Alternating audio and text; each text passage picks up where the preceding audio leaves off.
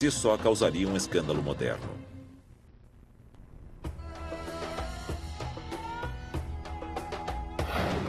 Ópio, flor de lótus, cerveja e vinho. Narcóticos e álcool não estavam apenas disponíveis no Egito Antigo. Eles eram parte integral da vida diária. Os egípcios antigos tinham muitas substâncias que alteravam a mente e que eles usavam por prazer, religião ou como medicamento. Mas com respeito ao grau de vício dos egípcios, ninguém jamais os considerou viciados. Isso até uma toxicologista alemã e sua equipe publicarem um estudo alarmante em 1992. Os resultados de um teste de drogas padrão em um conjunto de múmias egípcias de 3.000 anos ameaçaram reescrever tudo o que pensávamos saber sobre o mundo antigo. A comunidade de egiptólogos ficou paralisada. Ela disse que o exame toxicológico feito nas múmias apresentou resíduos de nicotina e cocaína. Nicotina e cocaína são plantas do Novo Mundo. Então, como é que elas foram parar em quantidades consideráveis nas múmias egípcias? Antes da época de Colombo, pensava-se que folhas de coca e plantas de tabaco só existiam nas Américas. Mas esses corpos foram mumificados no Egito 3.000 anos antes. Será que os egípcios antigos faziam parte de um cartel de drogas transatlântico? A ideia era muito controversa para os estudiosos sequer se divertir com ela. Eu devo dizer que a maioria das pessoas, principalmente egiptólogos, não acreditaram. Tinha que haver algo errado. O que estava causando esses resultados aparentemente impossíveis? Houve falha no método de análise que pudesse causar falsos positivos? Ou poderia haver mesmo contato entre o Egito e as Américas milhares de anos antes de Colombo? Houve um grande furor. As pessoas diziam, será que é verdade?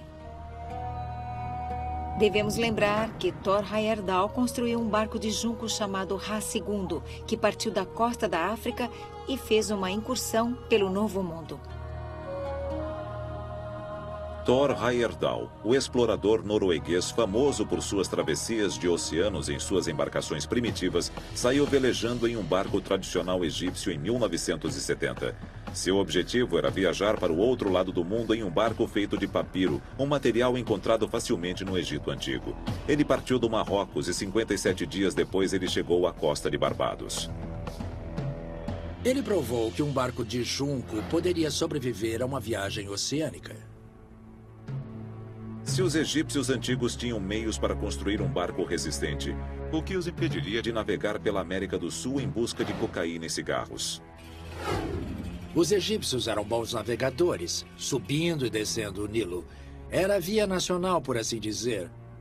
Mas quando se trata de navegar em mar aberto, tudo indica que eles não eram ousados e preferiam as margens. Não há uma evidência sequer de que os egípcios tenham chegado à Inglaterra.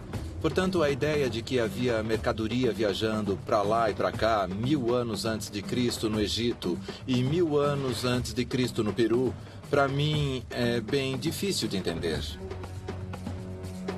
Se os egípcios não cruzaram o Atlântico, eles poderiam ser consumidores finais de uma rede de fornecimento internacional de cocaína?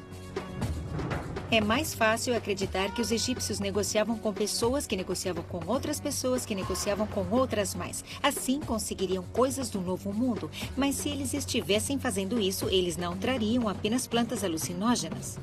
É de se esperar coisas como pedras, ouro, outros itens que se reconhece o valor na hora. Sem qualquer evidência arqueológica de outros produtos do Novo Mundo chegando ao Egito e nenhuma menção de cocaína e nicotina nos hieróglifos egípcios, os peritos não puderam fazer outra coisa senão questionar a ciência que iniciou o debate. Uma causa comum de falsos positivos em exames toxicológicos, principalmente em espécimes antigos, é a contaminação da terceira parte. Poderiam as tais múmias com cocaína ter sido expostas aos narcóticos do Novo Mundo séculos depois da era de exploração? Entre os céticos, essa é a explicação mais popular para o resultado alemão.